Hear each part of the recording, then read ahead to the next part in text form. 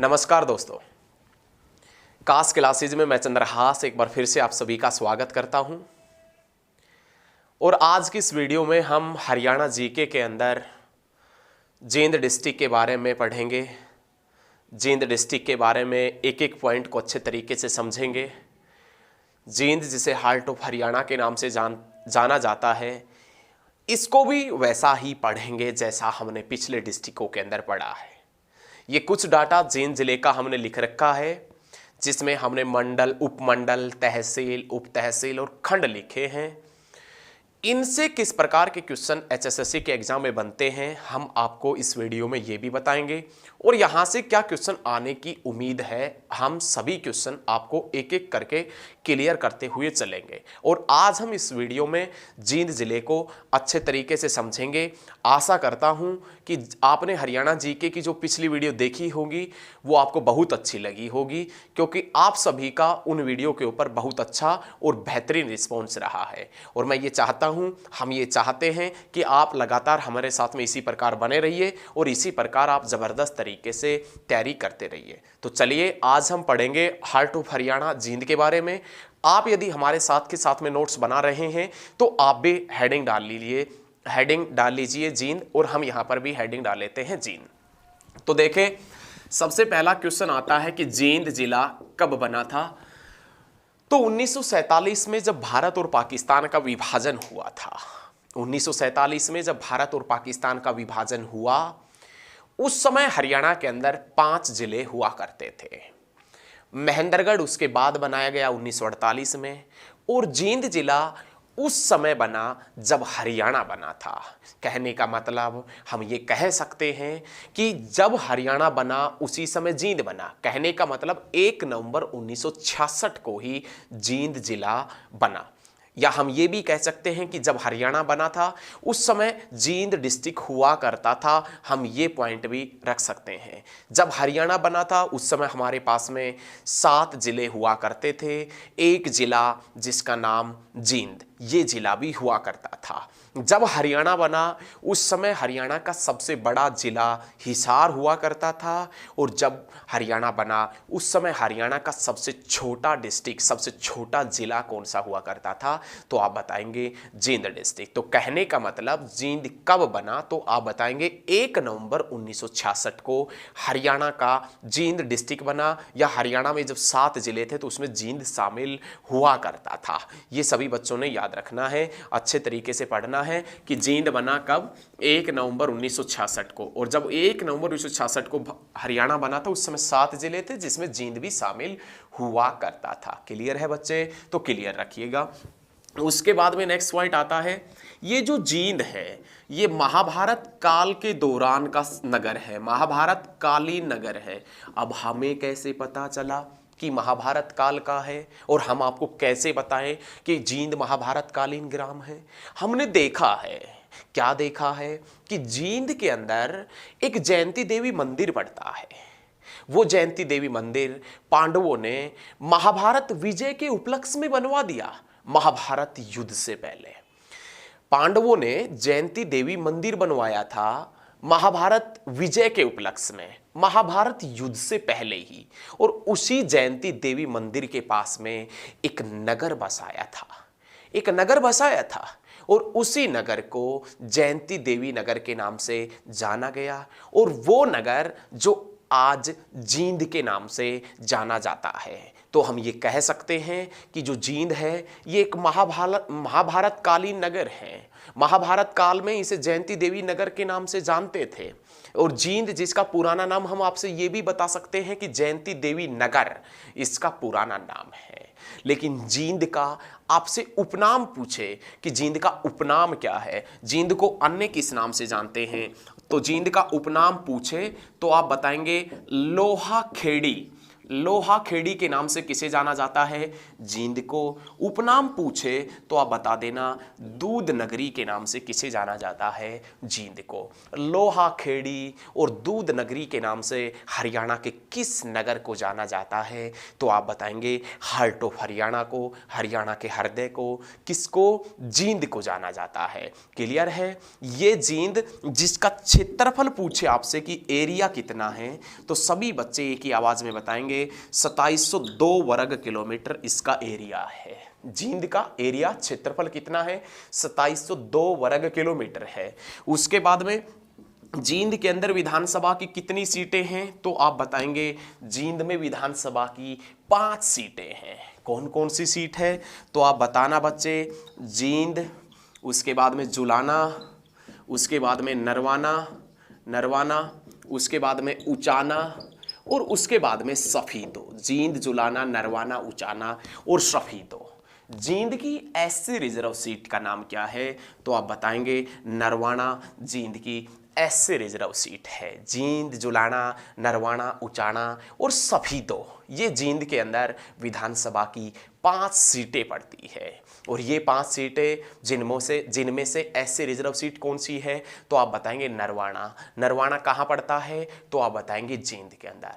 जींद कौन से मंडल के अधीन है? जींद कौन से मंडल में आता है? तो आप बताएंगे हिसार में। लेकिन जींद के अंदर उपमंडल कौन कौन से हैं? तो जींद के अंदर उपमंडल जींद, सफीदो और नरवाना, 3 उपमंडल पड़ते हैं। कहां पर पड़ते हैं? जींद के अंदर पड़ते हैं। उसके बाद में तहसील कौन कौन सी है? जींद, सफीदो, नरवाना और जुलाना। जींद, सफीदो, नरवाना और जुलाना, नरवाना और जुलाना, ये जींद के अंदर तहसील पड़ती है। उप तहसील कौन कौन सी है? अलेवा, पिल्लू खेड़ा, उचाना कला। यहां से क्वेश्चन निकलेगा। यहां से क्वेश्चन क्या निकलेगा? एग्जामिनर आपसे यहां पर पूछ सकता है कि पिल्लू खेड़ा उप तहसील कौन से डिस्ट्रिक्ट में पड़ती है? तो आप बताएंगे जींद में। अलेवा नामक स्थान या अलेवा उप तहसील कौन से डिस्ट्रिक्ट में पड़ती है, या अलेवा खंड का कौन से डिस्ट्रिक्ट में पड़ता है? तो आप बता देना जींद के अंदर, हार्ट ऑफ हरियाणा के अंदर जींद में पड़ता है। क्लियर है बच्चे? क्लियर रखना है सभी ने एक एक पॉइंट। उसके बाद में नाम आता है खंड। खंड कौन कौन से हैं? जींद, जुलाना, नरवाना, उचाना कला, सफीदो, अलेवा और पिल्लू खेड़ा। अलेवा और पिल्लू खेड़ा वाला पॉइंट आपने बहुत गहन तरीके से, अच्छे तरीके से, एकदम सटीक तरीके से याद रखना है, क्योंकि यहां पर एग्जामिनर कोई गलती नहीं करेगा। एग्जामिनर सीधा क्वेश्चन पूछेगा कि अलेवा खंड कौन से डिस्ट्रिक्ट में पड़ता है, पिल्लू खेड़ा कौन से डिस्ट्रिक्ट में पड़ता है। तो हम ये चाहते हैं कि एग्जामिनर यदि कोई गलती नहीं चाहता तो आप भी कोई गलती ना करें। अलेवा और पिल्लू खेड़ा जो खंड है वो कौन से डिस्ट्रिक्ट में पड़ते हैं? जींद डिस्ट्रिक्ट में पड़ते हैं। आप वीडियो को अंत तक जरूर देखिएगा। वीडियो के अंदर हम कुछ चीजें ऐसी भी बताएंगे जो आप हरियाणा जीके में आज पहली बार लाजवाब तरीके से, गजब तरीके से पढ़ेंगे। ठीक है, वीडियो को अंत तक जरूर देखें। तो एक बार बोर्ड को साफ कर देते हैं, उसके बाद में आगे बढ़ते हैं। ये तो था जींद का कुछ विशेष डाटा जो लगभग सभी एग्जाम्स के अंदर पूछा जाता है, और ये डाटा लगभग मैं मानता हूं कि आपने पढ़ा भी होगा और आपने देखा भी होगा। अब हम जींद जिले के वो क्वेश्चन करेंगे जो प्राचीन इतिहास से लेकर और आज तक के हैं। तो सबसे पहला जो क्वेश्चन आएगा वो क्वेश्चन कौन सा आता है, तो उसके बारे में देखेंगे। सबसे पहले क्वेश्चन आएगा 1517 का। जींद डिस्ट्रिक्ट का जो सबसे पहले वाला क्वेश्चन आता है, एक बार थोड़ा सा भाई, एक बार बोर्ड इसको सेट कर देते हैं कैमरे को थोड़ा सा। जींद जिले का जो सबसे पहला क्वेश्चन आएगा वो आएगा 1517 का। 1517 में जींद के अंदर मंडार और सिकंदर लोधी के बीच में संघर्ष हुआ था। कहने का मतलब हम ये कह सकते हैं कि मंडार राजपूतों के मध्य और सिकंदर लोधी के मध्य विद्रोह कब हुआ था? तो आप बताएंगे 1517 के अंदर मंडार राजपूतों और सिकंदर लोधी के मध्य संघर्ष हुआ था, विद्रोह हुआ था। वैसे मंडार राजपूतों का संबंध आपसे पूछ ले कि मंडार राजपूतों का संबंध कहां से है, तो आप बताएंगे कलायत कैथल से। मंडार राजपूतों का संबंध पूछेगा तो आप बता देना कलायत कैथल से मंडार राजपूतों का संबंध है। और बाबर और मोहन सिंह मंडार के बीच में संघर्ष कब हुआ था? बाबर और मोहन सिंह मंडार के बीच में संघर्ष 1530 में हुआ था, लेकिन मंडार राजपूत और सिकंदर लोदी के मध्य जो आपस में विद्रोह हुआ था, आपस में लड़ाई हुई थी, वो कब हुई थी? तो आप बताएंगे 1517 के अंदर। अब हम ऐसे क्वेश्चन का जिक्र करेंगे जो क्वेश्चन ग्राम सचिव के एग्जाम में या HSSC के लगभग सभी एग्जाम्स के अंदर पूछा जाता है। और वो क्वेश्चन क्या है, वो प्रश्न क्या है? तो क्वेश्चन है जींद का किला। जींद का किला कब बना था? तो आप बताएंगे जींद का किला 1775 के अंदर बना था। जींद का किला किसने बनवाया था? तो आप बताएंगे जींद का किला गजपत सिंह ने। किसने बनवाया था बच्चे? गजपत सिंह ने बनवाया था जींद का किला। याद रखना, जींद का किला 1775 में बना था। जींद का किला किसने बनवाया था? तो आप बताएंगे गजपत सिंह ने। ऐसा बताया जाता है कि हरियाणा की सबसे पुरानी रियासत, ऐसा बताया जाता है कि हरियाणा की सबसे पुरानी रियासत जो है वो कौन सी रियासत है? जींद रियासत है। और इस जींद रियासत की नींव कब रखी गई थी? तो आप बताएंगे 1764 में रखी थी। और जींद रियासत की नींव किसने रखी थी? तो आप बताएंगे गजपत सिंह ने रखी थी। जींद रियासत के ऊपर गजपत सिंह कब तक राजा रहे थे? तो आप बताएंगे 1764 से लेकर लगभग 1789 तक ये जींद रियासत के राजा रहे थे गजपत सिंह। लेकिन जींद रियासत के अंतिम शासक कौन थे? जींद रियासत के अंतिम शासक कौन हुआ करते थे? तो आप बताएंगे 1947 में रणवीर सिंह ये जींद रियासत के अंतिम शासक हुआ करते थे। कौन हुआ करते थे बच्चे? रणवीर सिंह ये जींद रियासत के अंतिम शासक हुआ करते थे। जींद का किला 1775 में बना था, गजपत सिंह ने बनवाया था। हरियाणा की सबसे पुरानी रियासत जींद रियासत। जींद रियासत की नींव गजपत सिंह ने 1764 में रखी थी। लेकिन जींद रियासत का अंतिम शासक कौन था?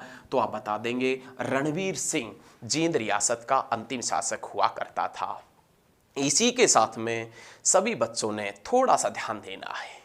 जींद रियासत है, इसका कौन सी रियासत के साथ में पारिवारिक संबंध है? जींद रियासत है, इसका कौन सी रियासत के साथ में पारिवारिक संबंध सदैव अच्छे रहे हैं?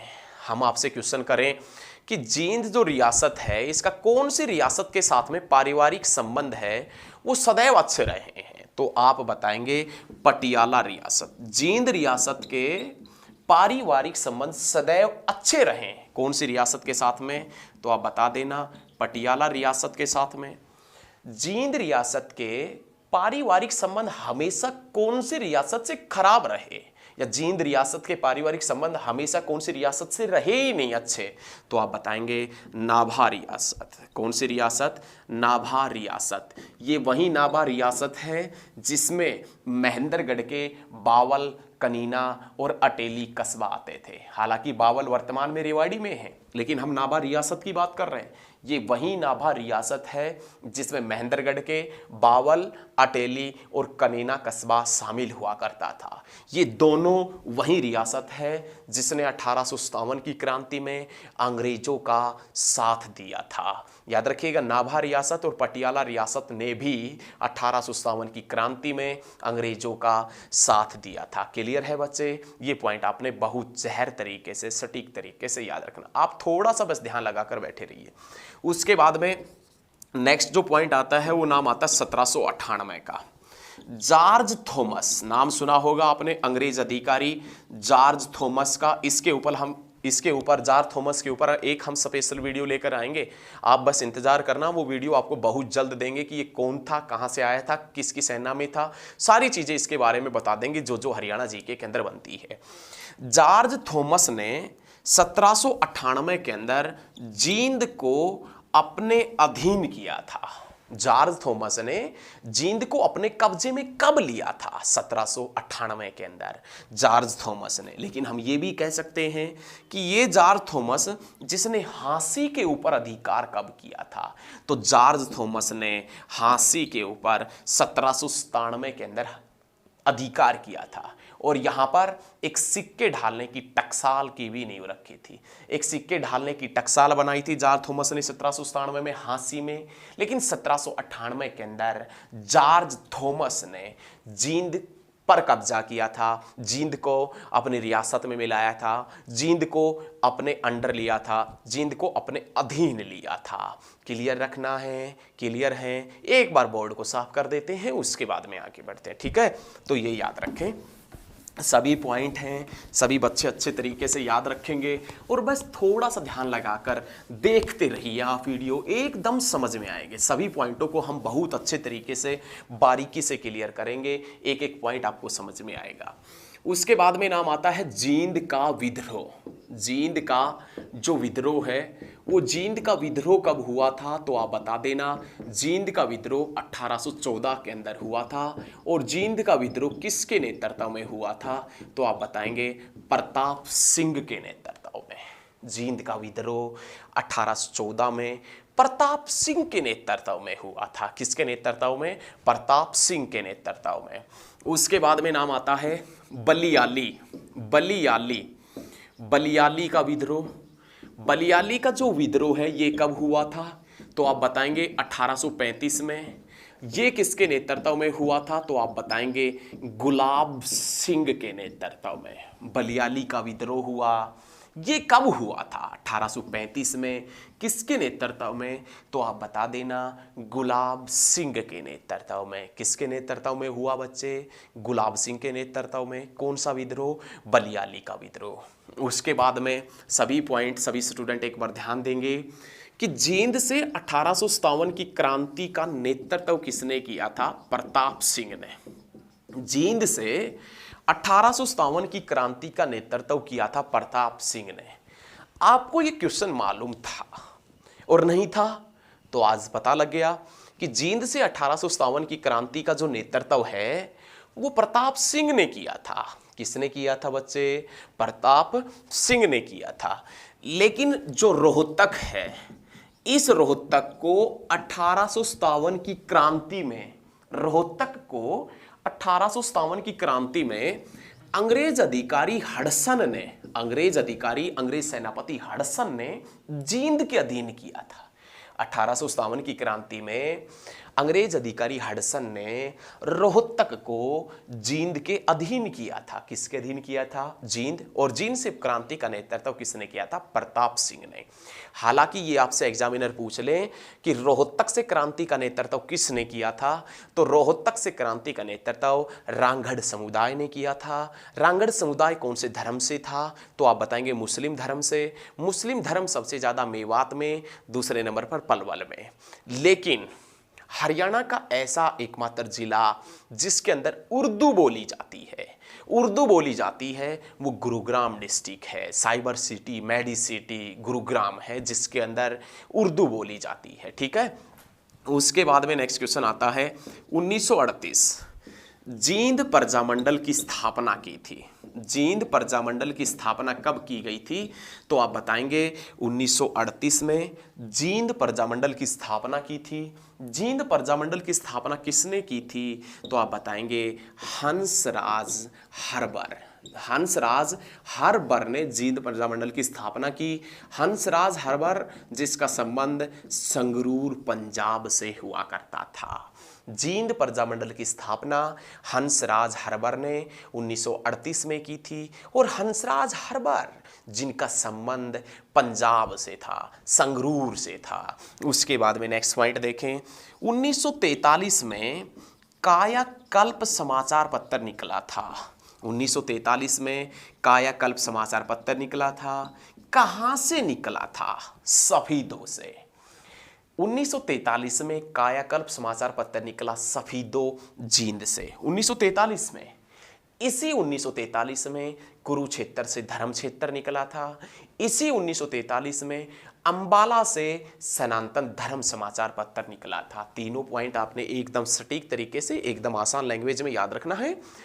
अंबाला से सनातन धर्म समाचार पत्र विश्वव्यापी सनातन धर्म समाचार पत्र 1943 में निकला। कुरुक्षेत्र से धर्म क्षेत्र समाचार पत्र 1943 में निकला। और आप क्या बताएंगे?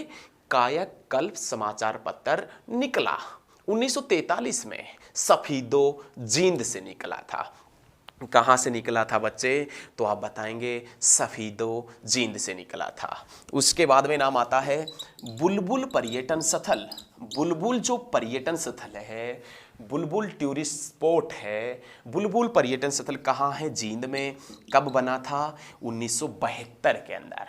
याद रखिएगा, बुलबुल पर्यटन स्थल जींद में 1972 में। उसके बाद में नाम आता है ओएसिस पर्यटन स्थल। ओएसिस पर्यटन स्थल पड़ता है उचाना में।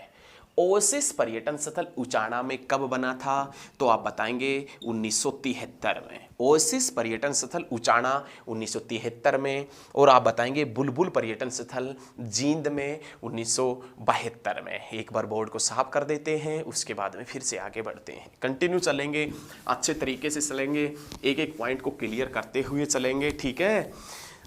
आप बस हमारे साथ में लगातार बने रहिए, लगातार देखते रहिए।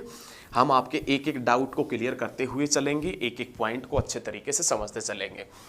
उसके बाद में नाम आता है जींद के अंदर एक सहकारी चीनी मिल है। जींद के अंदर एक सहकारी चीनी मिल है। और जींद सहकारी जो चीनी मिल है वो कब बनी थी? तो जींद के अंदर जो सहकारी चीनी मिल है वो कब बनी थी? तो आप बताएंगे 1985 के अंदर जींद सहकारी चीनी मिल बनी थी। 1985 के अंदर जींद सहकारी चीनी मिल बनी थी। कब बनी थी बच्चे? तो आप बता देना 1985 के अंदर। उसके बाद में नाम आता है जयंती पुरातत्व संग्रहालय। जयंती पुरातत्व जो म्यूजियम है, संग्रहालय है, वो कहाँ पर पड़ता है? तो आप बताएंगे जयंती पुरातत्व संग्रहालय पड़ता है जींद में। और जींद के अंदर कब बना था? 2007 में जयंती पुरातत्व संग्रहालय जींद में बना था। उसके बाद यदि नेक्स्ट क्वेश्चन देखें हम जींद जिले का, तो पहला क्वेश्चन आएगा कि चौधरी रणवीर सिंह विश्वविद्यालय, चौधरी रणवीर सिंह जो विश्वविद्यालय है वो कहाँ पर पड़ता है? जींद में। कब बना था? 2013 के अंदर बना था।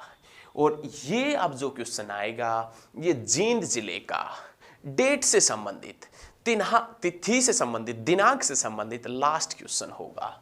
और उसमें नाम आता है जींद को एनसीआर में कब शामिल किया गया था? तो जींद जिले को एनसीआर में 9 जून 2015 के अंदर जींद को एनसीआर में शामिल किया गया था। अक्सर क्वेश्चन पूछ लेता है कौन? एग्जामिनर, कि हरियाणा का कितना क्षेत्रफल एनसीआर में आता है? जींद को, जींद जो डिस्ट्रिक्ट है नेशनल कैपिटल रीजन के अंदर इसको जोड़ा गया था 9 जून 2015 में जींद को। अक्सर क्वेश्चन पूछ लेता है कि हरियाणा का कितना परसेंट क्षेत्रफल ऐसा है कि जो एनसीआर में आता है? हरियाणा का कितना परसेंट क्षेत्रफल एनसीआर में आता है? तो आप बताएंगे 57% क्षेत्रफल एनसीआर के अंदर आता है। और ऐसा बताया जाता है अकॉर्डिंग टू ज्योग्राफी के अनुसार कि हमें धरातल से, पृथ्वी से चंद्रमा का 57% भाग दिखाई देता है। हमें चंद्रमा का कितना परसेंट भाग दिखाई देता है? 57% भाग। और हरियाणा का एनसीआर में कितना परसेंट क्षेत्रफल आता है? तो आप बताएंगे 57%। कहने का मतलब हरियाणा का क्षेत्रफल 44,212 वर्ग किलोमीटर है। इसमें से 57% क्षेत्रफल किसके अधीन है? तो आप बताएंगे एनसीआर के अधीन है, एनसीआर के अधीन है। तो ये जींद डिस्ट्रिक्ट है, उसके सभी दिनांक से संबंधित क्वेश्चन थे। अब हम जींद के अगले क्वेश्चनों की तरफ बढ़ेंगे।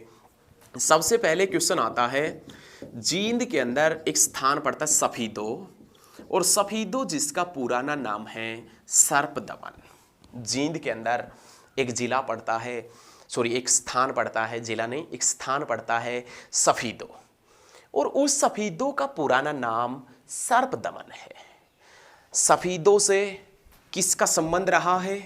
तो आप बताएंगे राजा जनमेंजय, राजा जनमेजय का संबंध है कहाँ से, तो आप बताएंगे सफीदों से। राजा जनमेजय जिनके एक पिता थे और उसके पिता का नाम, राजा जनमेजय के पिता का नाम परीक्षित था। क्या नाम हुआ करता था? परीक्षित। राजा परीक्षित सफीदों के आसपास के इलाका का राजा हुआ करता था। उनको सांप ने काट लिया था और सांप के काटने के पश्चात उनकी डेथ हो गई थी। डेथ होने के बाद में उस क्षेत्र का, उस इलाके का राजा जनमेजय बना। अब राजा जनमेजय ने अपने पिता की मौत का प्रतिशोध लेने के लिए, अपने पिता की मौत का प्रतिशोध लेने के लिए सफीदों जहां पर है आज, वहां पर एक बहुत बड़े यज्ञ का आयोजन किया। बहुत बड़ा एक यज्ञ किया गया और आसपास में इलाके की जनता को कहा गया कि इलाके में आपको जो भी सांप दिखे आप उन सांपों को पकड़ कर लेकर आओ। जहां पर आज सफीदों है वहां पर राजा जनमेजय ने एक बहुत बड़े यज्ञ का आयोजन किया गया। प्रजा ने वैसा ही माना जैसा राजा ने कहा। राजा जनमेजय का ऑर्डर माना प्रजा ने और बहुत ज्यादा मात्रा में सांपों को पकड़ कर लेकर आई प्रजा। और उस यज्ञ में जो सफीदों के अंदर हुआ था, जो सफीदों जिसका पूरा नाम है सर्पदमन, आज जहां पर सफीदों वहां पर एक बहुत बड़ा यज्ञ हुआ और उस यज्ञ में राजा जनमेजय के द्वारा सांपों की आहुति दी गई थी। उसी स्थान का नाम उस यज्ञ के बाद सर्पदमन पड़ा था और वो सर्पदमन जो आज सफीदों के नाम से जाना जाता है। अक्सर HSSC वाला क्वेश्चन पूछता है, अक्सर एग्जाम में आता है कि सफीदों जिसका पुराना नाम क्या है, तो आप बताएंगे सर्पदमन।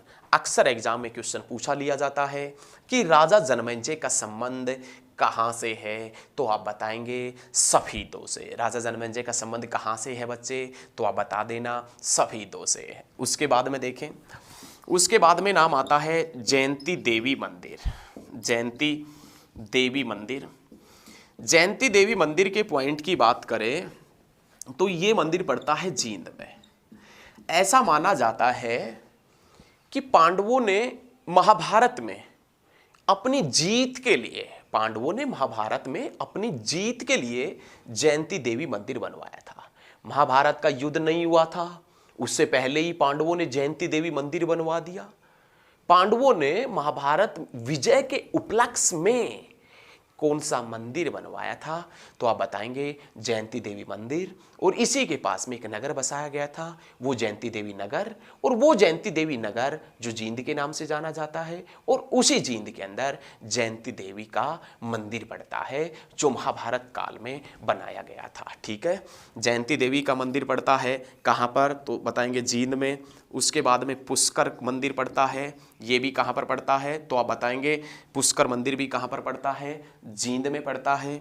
उसके बाद में आपसे पूछेगा हंस हेडर मंदिर, हंस हेडर मंदिर भी कहाँ पर पड़ता है, जींद में। उसके बाद में पूछेगा नागेश्वर महादेव मंदिर, नागेश्वर महादेव मंदिर कहाँ पर पड़ता है, जींद में। उसके बाद में पूछेगा नागदामिनी मंदिर, नागदामिनी मंदिर भी कहाँ पर पड़ता है, तो आप बताएंगे जींद के अंदर। नाग क्षेत्र मंदिर कहाँ है, तो भी आप बताएंगे जींद में।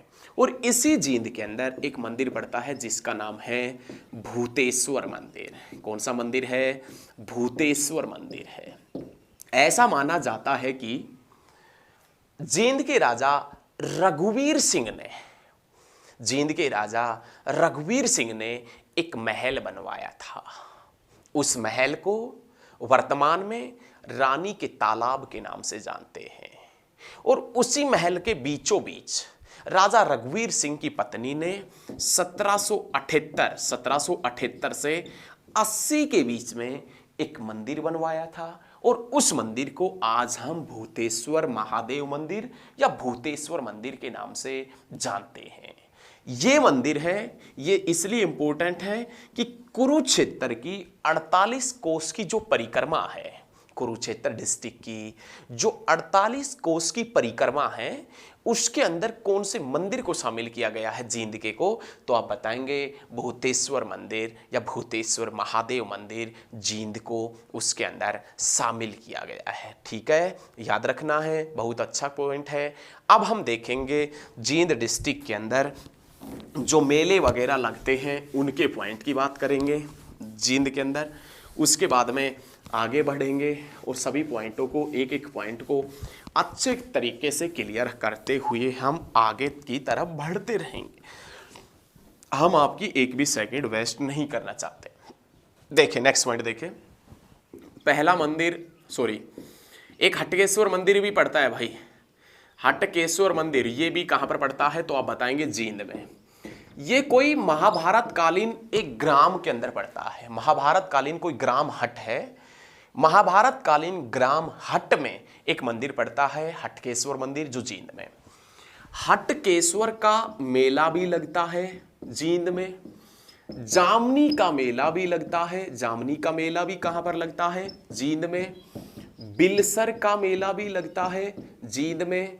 और आप बताएंगे धमतान साहिब, धमतान साहिब का मेला भी लगता है जींद में।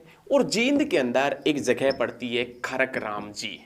जींद की खरक राम जी नामक स्थान पर होली के दिन भालूनाथ का मेला लगता है। याद रखिएगा, खरक राम जी एक जगह पड़ती है, जींद में पड़ती है, और उस खरक राम जी नामक जगह पर होली के दिन भालूनाथ का मेला लगता है। बच्चे आपने याद रखना है, ये जो जामनी का मेला है ये कौन से ऋषि से संबंधित है? तो आप बताएंगे जमदाग्नि ऋषि से संबंधित है। जामनी का मेला किससे संबंधित है? जमदाग्नि ऋषि से संबंधित है। जमदाग्नि ऋषि से संबंधित कौन सा स्थान है?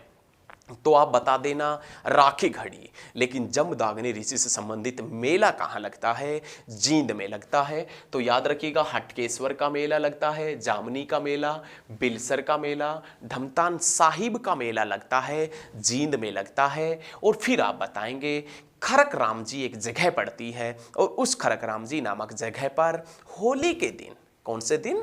होली के दिन भालूनाथ का मेला लगता है। होली के दिन किसका मेला लगता है? भालूनाथ का मेला लगता है। उसके बाद में सिख धर्म से संबंधित धमतान साहिब गुरुद्वारा, धमतान जो साहिब गुरुद्वारा है, ये धमतान साहिब गुरुद्वारा कहाँ पर पड़ता है? तो आप बता देना जींद में। और उसके बाद में नाम आता है हजरत गैबी की दरगाह, हजरत गैबी की दरगाह, धमतान साहिब गुरुद्वारा। और उसके बाद में आप बताएंगे हजरत गैबी की दरगाह। याद रखिएगा, ऐसा बताते हैं कि जो धमतान साहिब गुरुद्वारा है, इस गुरुद्वारे के अंदर गुरु तेग बहादुर जब औरंगजेब के दरबार में अपनी शहीदी देने जा रहे थे, धमतान साहिब गुरुद्वारा जो जींद के अंदर पड़ता है, इसके बारे में ऐसा बताते हैं कि जब गुरु तेग बहादुर अपनी शहीदी देने जा रहे थे, कहां पर? तो आप बताएंगे औरंगजेब के दरबार में। तो इस स्थान के ऊपर रुके थे, गुरु तेग बहादुर से संबंधित है। उसके बाद में नाम आता है पुष्कर तीर्थ। पुष्कर तीर्थ कहाँ है? तो आप बता देना जींद में। माना जाता है कि इस स्थान के ऊपर यदि आप स्नान कर लेते हैं तो ब्रह्मा, विष्णु और महेश की आराधना पूरी होती है। ब्रह्मा, विष्णु, महेश की आराधना पूरी होती है यदि आप कहाँ स्नान करेंगे? तो पुष्कर तीर्थ जींद के अंदर। उसके बाद में नाम आता है ढूंढू तीर्थ। भाई हरियाणा में बच्चे एक गेम खेलते हैं जिसमें कुछ बच्चे छिप जाते हैं और कुछ बच्चे उनको ढूंढते हैं। तो ऐसा ही एक हरियाणा में तीर्थ भी है, ढूंढू तीर्थ। ढूंढू तीर्थ में दुर्योधन छिपा था महाभारत युद्ध के समय। दुर्योधन महाभारत युद्ध के समय ढूंढू तीर्थ में छिपा था। ऐसा कौन सी पुस्तक में लिखा हुआ है? तो आप बताएंगे अभिज्ञान शाकुंतलम में। अभिज्ञान शाकुंतलम में क्वेश्चन ये नहीं पूछेगा कि दुर्योधन ढूंढू तीर्थ में छिपा था या नहीं छिपा था, लेकिन क्वेश्चन ये पूछ चुका है एचएसएससी वाला कि ढूंढू तीर्थ का वर्णन कौन सी पुस्तक में मिलता है। तो आपने क्या बताना है अब की बार कि ढूंढू तीर्थ का वर्णन, याद रखिएगा, ढूंढू तीर्थ का जो वर्णन है वो अभिज्ञान शाकुंतलम में मिलता है। और अभिज्ञान शाकुंतलम किसने लिखा था? तो कालिदास ने लिखा था। तो ये चीजें याद रखिएगा। ढूंढू तीर्थ में महाभारत युद्ध के समय दुर्योधन छिपा था। ऐसा अभिज्ञान शाकुंतलम में लिखा हुआ है, साफ साफ शब्दों में लिखा हुआ है। ठीक है, उसके बाद में नाम याद रखना है। ब्रहा तीर्थ कहाँ पर पड़ता है, तो आप बताएंगे जींद में। ऐसा माना जाता है कि भगवान ब्रह्मा यहाँ पर आए थे, भगवान ब्रहा यहाँ पर आए थे। उसके बाद में नाम आता है हंस हैडर तीर्थ। हंस हैडर तीर्थ कहाँ है, तो आप याद रखिएगा जींद में। हंस हैडर तीर्थ के ऊपर ऐसा बताया जाता है कि भगवान ब्रह्मा जनश्रुति के अनुसार, किसके अनुसार, जनश्रुति के अनुसार भगवान ब्रह्मा हंस की सवारी करते हुए यहाँ पर आए थे। जनश्रुति के अनुसार भगवान ब्रह्मा हंस की सवारी करते हुए यहाँ पर आए थे। उसके बाद में नाम आता है मुंजावत। मुंजावत तीर्थ, मुंजावत तीर्थ भी कहां पर पड़ता है, तो आप बताएंगे जींद में। मुंजावत तीर्थ जींद में पड़ता है। ऐसा माना जाता है कि यहां पर रहकर आप एक दिन का उपवास रख लेते हैं तो भगवान गणेश का आवास आपको प्राप्त होगा। ऐसा माना जाता है कि यहां पर यदि आप एक दिन रहे और आपने यहां पर एक दिन का उपवास वगैरह रख लिया तो यहां पर भगवान गणेश का आवास प्राप्त होगा। यदि यहां पर आप एक दिन का उपवास रख लेते हैं तो भगवान गणेश का आवास आपको प्राप्त होगा। और उसके बाद में लास्ट जो आता है वो नाम आता है खांडा तीर्थ का। कौन से तीर्थ का नाम आता है, तो आप याद रखिएगा खांडा तीर्थ का नाम आता है। एक बार बोर्ड को साफ कर देते हैं। तो ये सभी पॉइंट आपने बच्चे क्लियर किए हैं, साथ के साथ में लिख रहे हैं ना मेरे प्यारे बच्चे, मेरे प्यारे सभी स्टूडेंट।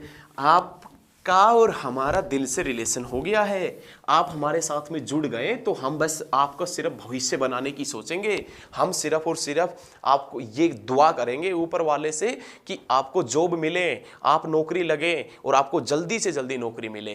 क्योंकि होता है ऐसा कि जो हम पढ़ाएं वो सभी स्टूडेंट लगें, तो ठीक है, ऐसा हम चाहते हैं। उसके बाद में नाम आता है जींद जो डिस्ट्रिक्ट है।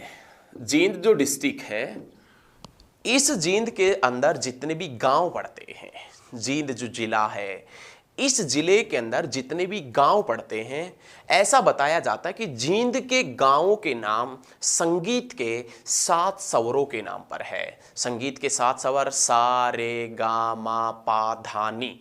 संगीत के 7 स्वरों के नाम कौन से डिस्ट्रिक्ट के, कौन से जिले के गांवों के नाम हैं, तो आप बताएंगे जींद जिले के। जींद जिले के गांवों के नाम संगीत के 7 स्वरों के नाम पर है। जींद का एक गांव पड़ता है जिसके अंदर 4000 साल पुरानी दीवार मिली है। जींद का एक गांव जिसका नाम है ईटल कला। ईटल कला गांव है, वो जींद के अंदर पड़ता है और ईटल कला गांव से 4000 साल पुरानी एक दीवार मिली है। कहां से, तो आप बताएंगे ईटल कला गांव से। उसके बाद में आपने याद रखना है बच्चे, कृषि यंत्र उद्योग, कृषि यंत्र उद्योग तो भाई अंबाला के अंदर है, लेकिन कृषि यंत्र बैंक कहां पर पड़ता है, तो आप बता देना जींद के अंदर पड़ता है। एक होली के त्योहार पर लूर नृत्य किया जाता है। होली के त्योहार के ऊपर लूर नृत्य किया जाता है और ये लूर नृत्य भी कहां पर किया जाता है, तो आप बता देना जींद के अंदर। लूर नृत्य कहां किया जाता है, तो आप बता देना जींद के अंदर। 50 बिस्तरों का सामुदायिक स्वास्थ्य केंद्र कहां खोला गया है। 50 बिस्तरों का सामुदायिक स्वास्थ्य केंद्र कहां खोला गया है, तो आप बता देना जींद के अंदर। कहां पर खोला गया है, तो 50 बिस्तरों का जो सामुदायिक स्वास्थ्य केंद्र है वो जींद में खोला गया है। एक नृत्य होता है जो खेड़ा नृत्य, जो खुशी की जगह गम में किया जाता है। खेड़ा नृत्य जो खुशी की जगह गम में किया जाने वाला नृत्य है। और जब परिवार में बुजुर्ग की डेथ हो जाती है, परिवार में कोई बड़ा बूढ़ा मर जाता है, डेथ हो जाती है, उसकी डेथ के ऊपर किया जाता है। और ये नृत्य कैथल में, करनाल में और जींद के अंदर प्रसिद्ध है। कैथल, करनाल और जींद में प्रसिद्ध है। कौन सा नृत्य, खेड़ा नृत्य, जो परिवार में बुजुर्ग की मृत्यु होने के ऊपर किया जाता है। तो ये याद रखिएगा, 50 बिस्तरों का जो सामुदायिक स्वास्थ्य केंद्र है वो कहां पर है, तो आप बताएंगे जींद के अंदर। उसके बाद में नाम आता है बुद्ध स्तूप। बुद्ध का जो स्तूप है वो कहाँ है, जींद में। 50 बिस्तरों का जो सामुदायिक स्वास्थ्य केंद्र है वो जींद में। बुद्ध स्तूप व किला जफरगढ़, बुद्ध स्तूप, किला जफरगढ़ है। ये बुद्ध स्तूप और किला जफरगढ़ भी कहां पर पड़ता है? जींद में। उसके बाद में नाम आता है राज्य की पहली कैसलेस जेल। राज्य की पहली कैसलेस जो जेल है, राज्य की पहली, ये लिख लीजिए आप, राज्य की पहली कैसलेस जो जेल है वो कहाँ है? तो आप बताएंगे जींद में। राज्य के अंदर सबसे कम झाड़ियाँ कहाँ पर मिलती है? राज्य में सबसे कम झाड़ियाँ जींद में मिलती है। राज्य में पक्की सड़कों का सबसे कम घनत्व, पक्की सड़कों का सबसे कम घनत्व भी कहाँ है? तो आप बताएंगे जींद में। राज्य में सबसे ज़्यादा सफ़ेदे, राज्य में सबसे ज़्यादा नीम, राज्य में सबसे ज़्यादा शीशम, नीम, शीशम और सफ़ेदे राज्य में सबसे ज़्यादा कहाँ मिलते हैं? तो आप बताएंगे जींद के अंदर। उसके बाद में राज्य के अंदर सबसे ज़्यादा शुष्क पतझड़ वन, राज्य के अंदर सबसे ज़्यादा शुष्क पतझड़ वन भी कहाँ पर मिलते हैं? तो आप बता देना जींद में। उसके बाद में राजस्व रिकॉर्ड, राजस्व रिकॉर्ड करने ऑनलाइन, राजस्व रिकॉर्ड ऑनलाइन करने वाला पहला जिला कौन सा है? तो आप बता देना जींद में। बच्चे ये सारे पॉइंट आपने वीडियो को रोक रोक के अच्छे तरीके से आपने लिखने हैं, अच्छे तरीके से याद करने हैं और एक बेहतरीन तरीके से याद करने हैं। वीडियो आपको अच्छी लग रही है तो आप जितने भी स्टडी ग्रुप में जुड़े हैं उनके अंदर शेयर ज़रूर करें ताकि हमारे भी थोड़े से सब्सक्राइबर बढ़ जाएं। आपके लिए कोर्स फ्री था, फ्री है और फ्री रहेगा। बस यूट्यूब से हमें कुछ मिलता रहे उसके लिए आप शेयर ज़रूर करें ताकि हमारे सब्सक्राइबर वगैरह बढ़ें, ठीक है? और आप चाहेंगे ऐसा तो अवश्य ही बढ़ेंगे। तो ये याद रखिएगा, राजस्व रिकॉर्ड ऑनलाइन करने वाला जो जिला है वो कौन सा है? तो ये चीज़ें आप याद रखें। राजस्व रिकॉर्ड ऑनलाइन करने वाला जिला जींद है। जींद डिस्ट्रिक्ट जिसका हमने पुराना नाम या उपनाम भी बता दिया है। जींद डिस्ट्रिक्ट जिसका उपनाम क्या है? लोहा खेड़ी के नाम से भी जींद जिले को जाना जाता है। किस नाम से जाना जाता है? तो आप बताएंगे लोहा खेड़ी के नाम से भी जींद जिले को जाना जाता है। अब हम जींद डिस्ट्रिक्ट के, जींद जिले के प्रमुख जो व्यक्ति है, महत्वपूर्ण व्यक्ति है, उनके बारे में जानेंगे। तो सबसे पहला क्वेश्चन, पंडित अमीलाल। पंडित अमीलाल का संबंध कहाँ से है? तो आप बताएंगे जींद से। स्वतंत्रता सेनानी, स्वतंत्रता सेनानी पंडित अमीलाल का संबंध कहाँ से है? तो आप बता देना जींद से है। उसके बाद में नेक्स्ट क्वेश्चन, यजुवेंद्र चहल। यजुवेंद्र चहल है। यजुवेंद्र चहल जो क्रिकेट से संबंधित है, क्रिकेट से, और इनका संबंध भी कहाँ से है? तो आप बताएंगे जींद से। उसके बाद में आप बताएंगे कविता दलाल। कविता दलाल जो WWE रेसलर है, इसे हार्ड लेडी के नाम से भी जाना जाता है। कविता दलाल जिसे आप किस नाम से भी जानते हैं? हार्ड लेडी के नाम से भी जानते हैं। गायक जो केडी है वो भी कहाँ से है? जींद से। आपने सुना होगा गाना गायक केडी का, यो हरियाणा से प्रधान, वही गायक केडी है, वो जींद से हैं। उसके बाद में नाम आता है सीताराम पांचाल। सीताराम पांचाल है अभिनेता। सीताराम पांचाल जो अभिनेता है, सिनेमा जगत से संबंधित है सीताराम पांचाल अभिनेता। और उस देखिए ये याद रखें, केडी का नाम याद रखना है जो जींद से हैं। केडी जो गायक हैं, सीताराम पांचाल है अभिनेता से संबंधित है। और उसके बाद में नाम आता है कमला शर्मा, आकाशवाणी की प्रथम गायिका। आकाशवाणी की जो प्रथम गायिका है कमला शर्मा, उनका संबंध कहाँ से है? तो आप बता देना जींद में। तो ये जींद डिस्ट्रिक्ट था जिसके बारे में हमने गजब तरीके से, एक लाजवाब तरीके से अध्ययन किया है। यदि वीडियो आपको पसंद आती है, वीडियो आपने पसंद आई है, और जो स्टूडेंट यहाँ तक देख रहा है अंत तक, उसको दिल से धन्यवाद। लेकिन मैं सभी से बार बार यही कहना चाहूँगा कि आपके लिए बिल्कुल कोर्स फ्री है। आप वीडियो को ज़्यादा से ज़्यादा स्टडी ग्रुप में शेयर करें ताकि हम भी कुछ, हमारे पास में भी कुछ पहुँच सकें, सब्सक्राइबर थोड़े से बढ़ सकें। तो आपसे रिक्वेस्ट है, ना कि हुक्म है, आपसे रिक्वेस्ट है। आपका दिल करे तो आप शेयर जरूर करना। आप हमारे साथ में इसी प्रकार से बने रहें और हम ये चाहते हैं कि हम आपको एक बेहतरीन से बेहतरीन जो चीज़ है वो हम देने का प्रयास करेंगे, बेहतरीन से बेहतरीन हरियाणा जीके का प्रयास करेंगे। तो आप हमारे साथ में बने रहें। धन्यवाद। मिलते हैं बहुत जल्द नेक्स्ट क्लास में। जय जवान, जय किसान, जय हिंद, जय भारत और जय हरियाणा। आप सभी बने रहिए बस साथ में।